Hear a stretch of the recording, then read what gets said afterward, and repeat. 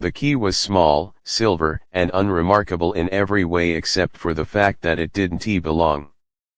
David Mercer found it nestled in the inner pocket of his wife's purse, tucked between a folded receipt and a half-used tube of lip balm.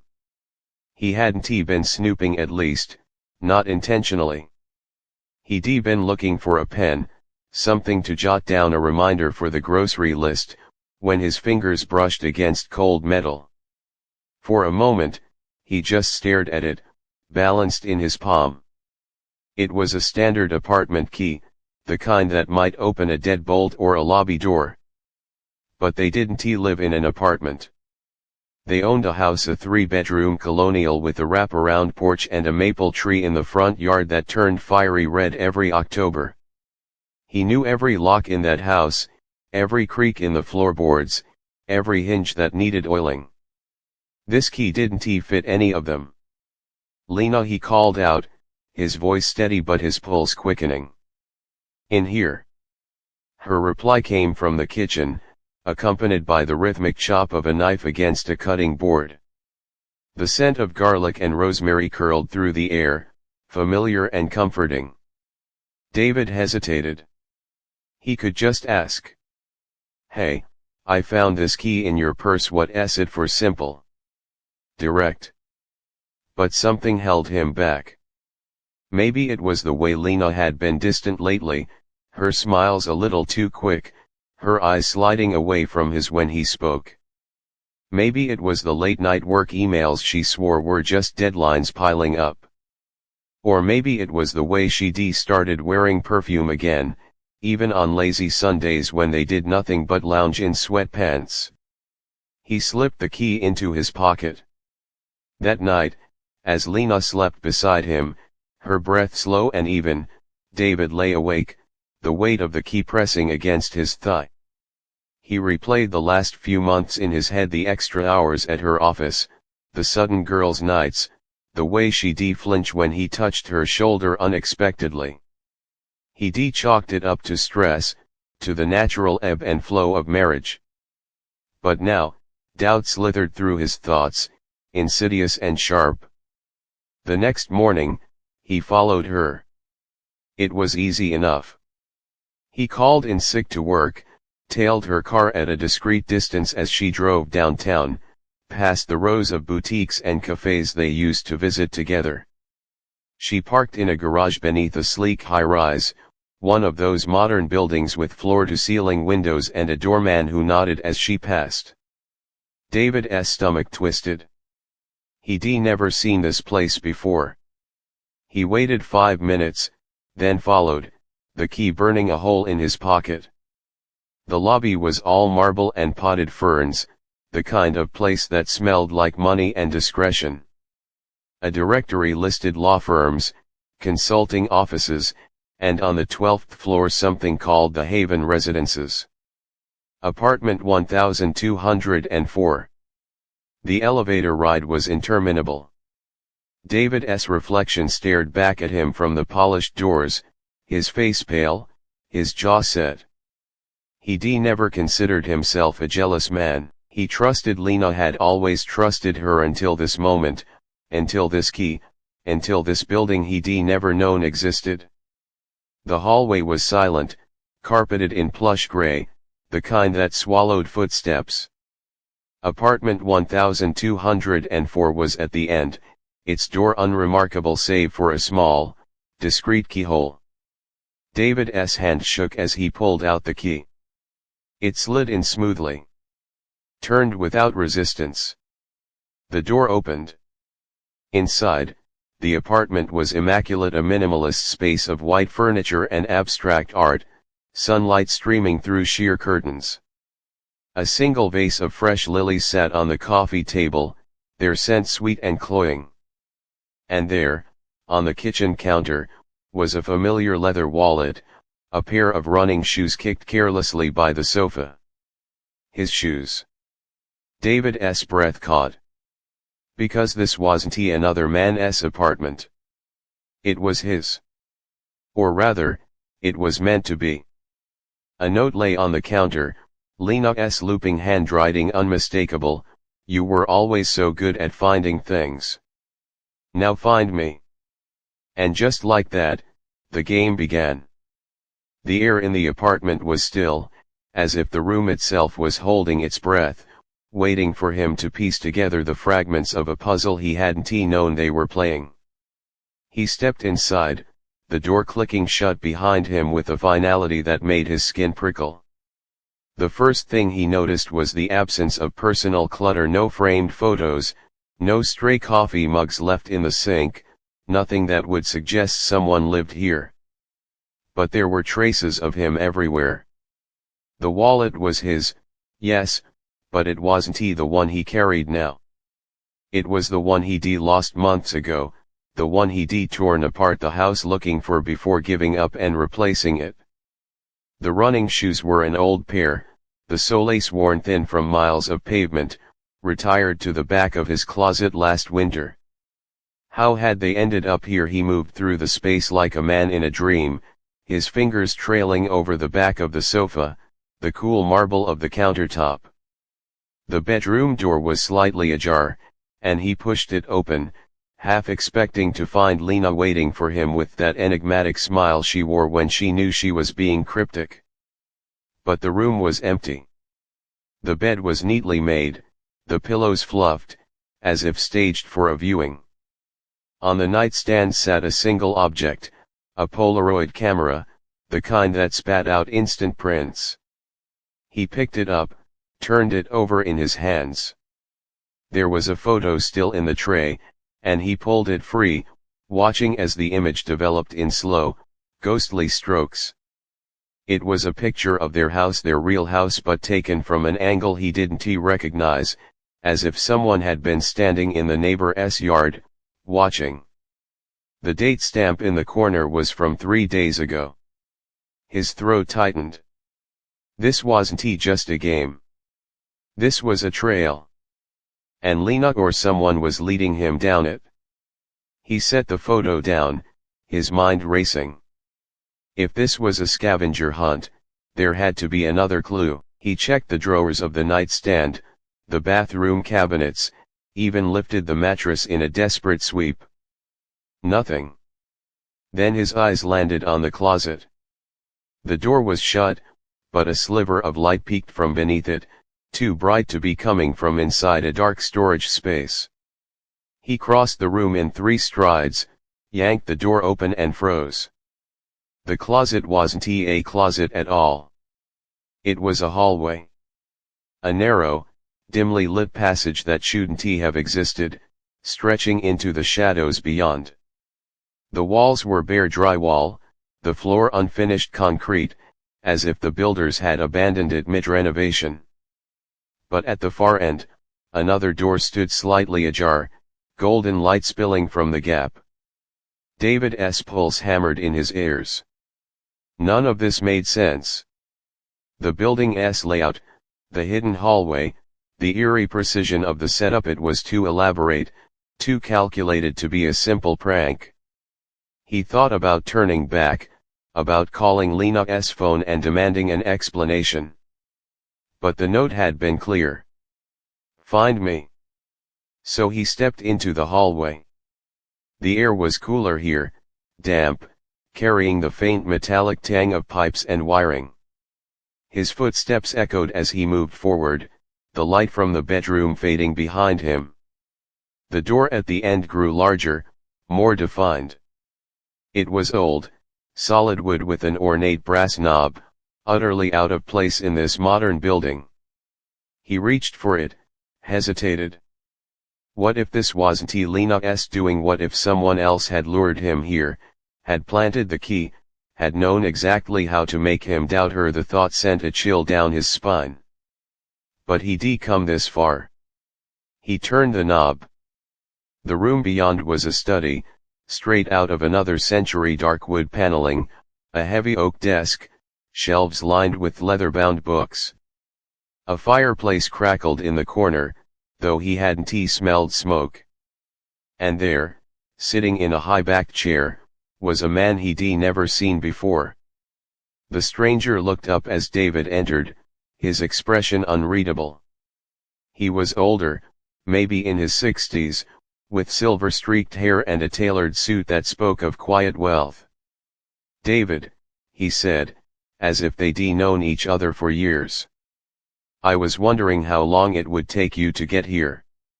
David's hand clenched at his side. "Who the hell are you? Where's Lena?" The man smiled, but it didn't reach his eyes. "Lena's safe. For now. But you and I have a lot to discuss." He gestured to the chair opposite him.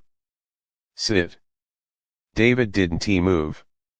"I'm not doing anything until you tell me what's going on." The man sighed, as if disappointed by the response. "You found the key. You followed the trail. That means you're ready." "Ready for what? The truth?" He leaned forward, steepling his fingers. "Lena isn't who you think she is. And neither are you." The air in the study thickened as the stranger's words hung between them, each syllable weighted with implications David couldn't yet grasp. The firelight flickered across the man's face, carving shadows beneath his cheekbones that made his expression unreadable. David remained standing, his fingers twitching at his sides with the urge to either grab the man by his expensive lapels or bolt back through that impossible hallway. "What the hell does that mean?" he demanded, his voice rougher than he intended. The man, who still hadn't offered a name, reached into his desk drawer and withdrew a thick manila envelope, the kind David associated with legal documents or private investigator reports. He slid it across the polished wood surface with deliberate calm. "Open it," he instructed, as if David were a student being given an examination. The envelope wasn't sealed. David flipped it open with more force than necessary, his fingers leaving faint smudges on the pristine surface. Inside were photographs. Dozens of them, spilling out onto the desk like secrets too long contained. The first one he focused on showed Lena, unmistakably Lena, with that half-smile she reserved for moments when she thought no one was watching, but she wasn't alone. She stood in what appeared to be a hotel lobby, her hand resting lightly on the arm of a man David didn't recognize. The date stamp in the corner read nearly 2 years earlier. "This proves nothing," David said, though his throat had gone dry. "People have work colleagues. Meetings." The stranger said nothing, simply watched as David shuffled to the next photo. This one showed Lena entering an apartment building, not this one, but another sleek high-rise across town. The time stamp placed it on one of the many evenings she'd claimed to be working late. The next photo showed the same building, but this time the focus was on a window several floors up. Through the glass, though slightly blurred by distance and reflection, 2 figures could be seen in what appeared to be an intimate embrace. David's vision tunneled. He could hear his own pulse like a drum beat in his ears. These could be doctored. This could all be real, the stranger finished for him. He reached into the drawer again and produced a small digital device. When he pressed a button, the screen came to life with video footage. Lena's voice, clear as day, filled the room. "Don't know how much longer I can keep this up," she was saying, her back to the camera as she stood by a window David didn't recognize. "He's starting to suspect something." A male voice responded from off-camera, the words indistinct but the tone intimate. Lena turned, and the anguish on her face was either award-worthy acting or utterly genuine. "I know the timeline, but you try living with someone while you're..." The video cut off abruptly. The stranger pocketed the device. "That was recorded 3 weeks ago." David's hands had begun to shake. He clenched them into fists to stop the tremors. "Who are you?" he asked again, each word measured. "Why are you showing me this?" The man leaned back in his chair, the leather creaking softly beneath him. "My name is Charles Whitaker. And I'm showing you this because Lena works for me. Or rather, she did." He steepled his fingers again. Your wife is a corporate intelligence operative, David. She was assigned to you 4 years ago when your research at Darnell Technologies began showing unexpected promise. The words landed like physical blows. Darnell Tech was the engineering firm where David headed the Advanced Materials Division. His work on metamaterial composites was groundbreaking, but hardly the stuff of spy novels. That's insane, David breathed, but even as he said it, fragments of memory rearranged themselves in his mind. Lena's uncanny ability to steer conversations toward his work, her insistence on attending company events, the way she'd encouraged him to take certain contracts over others. Charles continued as if David hadn't spoken. The operation was standard surveillance. Embed an asset, monitor the target, report back. What wasn't standard was Lena going rogue 6 months ago. Cutting off contact. Beginning to manipulate data feeds. And then, most troubling of all, starting to pass your actual breakthroughs to a third party. David's legs gave out. He caught himself on the edge of the desk, his knees protesting as he half fell into the offered chair. The room spun slightly, the firelight suddenly too bright, the scent of leather and wood smoke cloying. You're telling me my marriage is a lie? His voice sounded hollow even to his own ears. Charles's expression softened marginally, though whether from genuine sympathy or strategic calculation was impossible to say. The initial contact was professional. But these things, they have a way of becoming complicated. He tapped the envelope of photos. What you see here isn't an affair, David. It's Lena meeting with her handlers. Or rather, her former handlers. We believe she's now working exclusively for whoever's paying her to steal your work. A hysterical laugh bubbled up in David's throat. This is insane.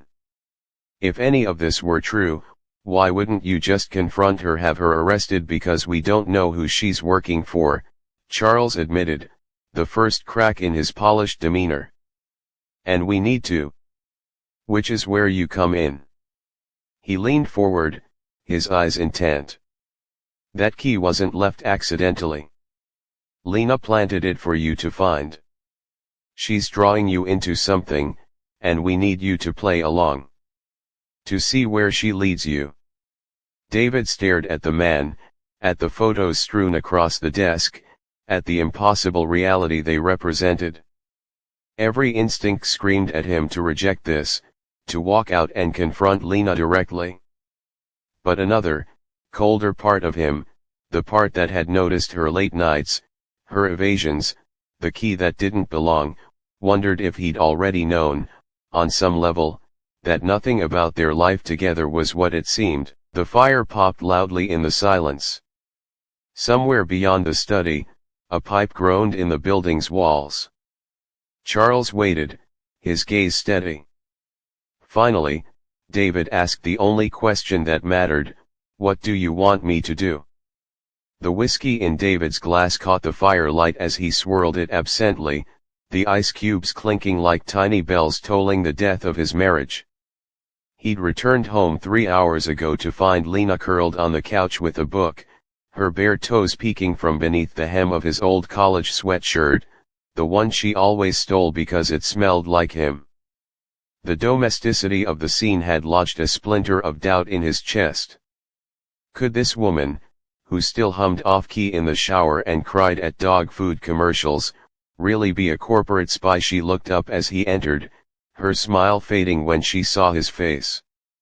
"You okay?" she asked, marking her page with a finger. The concern in her voice sounded genuine. But then, he supposed it would. "Long day," he muttered, heading straight for the liquor cabinet. He poured 2 fingers of bourbon, then added a third for good measure. The alcohol burned going down, but did nothing to erase the image burned into his memory, that video of Lena saying she couldn't keep this up. She was watching him now, those hazel eyes he'd woken up to for nearly 4 years scanning him like a puzzle she couldn't quite solve. Did something happen at work?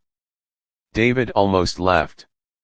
According to Charles, everything that had ever happened between them was about work. His fingers tightened around the glass. Just tired. Lena set the book aside and padded over, her steps silent on the hardwood. When she reached for his shoulder, he had to fight not to flinch. "You're shaking," she murmured. He hadn't realized. Looking down, he saw the bourbon trembling in his glass like a tiny earthquake. Lena's hand slid down his arm, her touch feather-light, and suddenly he couldn't take it anymore, the lies, the pretense, the unbearable weight of not knowing if a single moment between them had been real. "Why do you love me?" The question tore from him, raw and unvarnished. Lena blinked. What? Simple question. He turned to face her fully, watching for any micro-expression, any tell. "What do you love about me?" For a heartbeat, she just stared.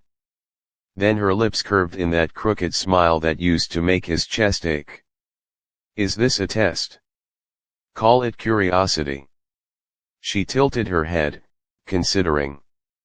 "I love how you always know when I'm about to burn toast before I do.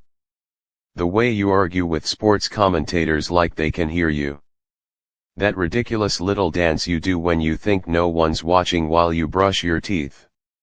Her fingers laced through his. "Mostly I love that with you, I don't have to pretend to be anything I'm not." The irony was almost beautiful. David drained his glass to keep from screaming. Later, as Lena slept beside him, her breathing deep and even, he slid his phone from the nightstand and opened the encrypted messaging app Charles had installed. The cursor blinked expectantly. "She's good," he typed. "Almost had me convinced again tonight." The reply came instantly, as if Charles had been waiting. "They train them that way. Tomorrow when she leaves for work, follow her. Not to the office, she won't go there." David stared at the screen until the words blurred. Somewhere in the house, a floorboard creaked. The wind picked up outside, rattling the maple branches against the window. Normal sounds. Domestic sounds. The sounds of a life that had never existed. Beside him, Lena sighed in her sleep and rolled over, her hand flopping onto his chest right over his pounding heart. In the moonlight, her wedding band glinted, the one he'd chosen after months of saving, the one she'd cried real tears over when he slipped it onto her finger. Unless those were real too. The phone buzzed again. "Remember, trust nothing. Verify everything." David closed his eyes. The key burned in his pocket. Somewhere beyond this bedroom, beyond this house, beyond this carefully constructed fiction, the game waited. And tomorrow, he'd have to decide once and for all, was he the player, or just another piece on the board? The morning light cut through the blinds in razor-thin lines as David pretended to sleep, his breathing deliberately slow and even while Lena moved through her morning routine just feet away. The scent of her shampoo, something floral with a hint of citrus, filled the room as she dressed, and he heard the quiet snick of her wedding band being slid off the nightstand. A pause. Then, softer, the sound of it being set back down. His pulse spiked. She never takes it off. The bedroom door clicked shut behind her. David waited 3 full breaths before opening his eyes. The ring sat exactly where she always left it, but something was off: the angle, maybe, or the way the light caught the engraving inside the band. He reached for it, turning it over in his palm. The inscription was still there, always the key, never the lock, their private joke from their honeymoon. But the metal felt different. Lighter. A replacement. Downstairs, the coffee machine gurgled to life. David, dressed in a haze, his fingers fumbling over buttons. The house felt suddenly alien, every framed photo and knick-knack now a potential prop in whatever performance Lena was staging. He paused at the foot of the stairs, watching her through the kitchen doorway as she scrolled through her phone, her brow furrowed. The morning sun caught the edge of her profile, and for a fleeting second, she looked like a stranger. Her keys jingled as she grabbed them from the hook. Off to the office, she called, too brightly. The front door opened. Love you. The lie hung in the air like smoke. David gave it 60 seconds before following. Her car, their car, the silver Audi they'd picked out together, took a left instead of the usual right toward downtown. David kept 2 cars between them, his hand slick on the wheel.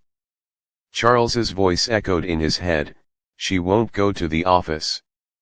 The Audi wove through mid-morning traffic, heading north toward the industrial district, an area of warehouses and low-rise offices that had never come up in Lena's supposed work stories. David's phone buzzed. Charles again. Trackers confirm she's deviated from normal pattern. You still on her? He didn't reply. Lena pulled into the lot of a nondescript beige building with a faded sign reading Trigate Logistics. No windows. No company logos. Just a single security camera over the door. David parked half a block away, watching as she swiped a keycard at the entrance and disappeared inside. His phone rang. Charles. You see where she went? David's mouth was dry. Some logistics company. Trigate. A beat of silence. Then, softly, fuck. What? That's not a real company, David. It's a front we use for deep cover operatives. Charles's voice dropped. She's not meeting a handler. She's running one. The world tilted. David stared at the building, his mind racing. If Charles was telling the truth, then Lena wasn't just stealing his research, she was still working, still operating under Whitaker's direction. Which meant this entire charade, the key, the apartment, the staged betrayal, was all part of some larger game. But then why did she leave the ring? A shadow moved behind the building's tinted glass door.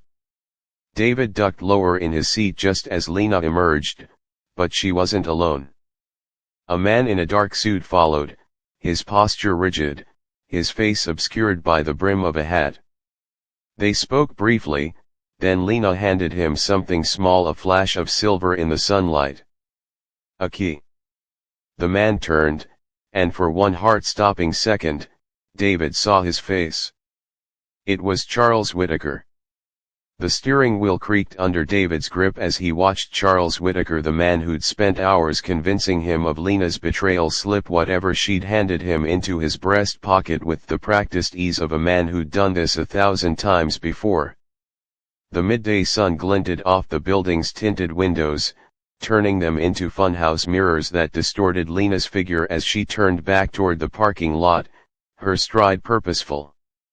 David's phone buzzed again. He glanced down. Another message from Charles, status update. A laugh, sharp and humorless, escaped him. The man was standing 30 feet away, texting him like some pantomime villain. David thumbed a reply, his pulse roaring in his ears, still tailing her. At a coffee shop. The light tasted like ash. Lena's car pulled out of the lot, but David didn't follow. Instead, he watched Charles climb into a black town car and disappear down the service road. Only then did he move, cutting across the parking lot toward the building's entrance, his fingers brushing the key in his pocket, the original one, the one Lena had wanted him to find. The keycard reader beside the door blinked red. David hesitated, then swiped the key along the metal casing. Nothing. He tried again, pressing harder. A quiet click. The door eased open an inch. Inside, the air smelled of industrial cleaner and stale coffee. Fluorescent lights hummed overhead, flickering as David stepped into a narrow hallway lined with unmarked doors. At the far end, a stairwell led downward, its metal railing gleaming under the harsh lighting. His shoes squeaked against the linoleum as he approached the first door. Locked. The second also locked. The third handle turned under his grip, revealing a sparse office with a single desk, a monitor, and a wall of file cabinets. David moved on instinct. He yanked open the top drawer, empty. The second held a stack of folders, each labeled with a series of numbers instead of names. He flipped open the first one. And froze. Staring back at him was his own face. The photo was at least 5 years old, taken during his graduate school days. Beneath it, a dossier detailed everything from his academic history to his coffee order. Page after page of surveillance logs, behavioral assessments, even transcripts of arguments he'd had with Lena, some he barely remembered. But the most damning thing wasn't the invasion of privacy. It was the stamp on the last page. A sound from the hallway snapped his head up, footsteps, too measured to be accidental. David shoved the file back, but the drawer jammed halfway. He barely had time to duck behind the desk before the door swung open. David. Lena's voice. He stood slowly, his hands raised in surrender or supplication, he wasn't sure which. She stood framed in the doorway, her arms crossed, her expression unreadable. Behind her, the hallway stretched empty.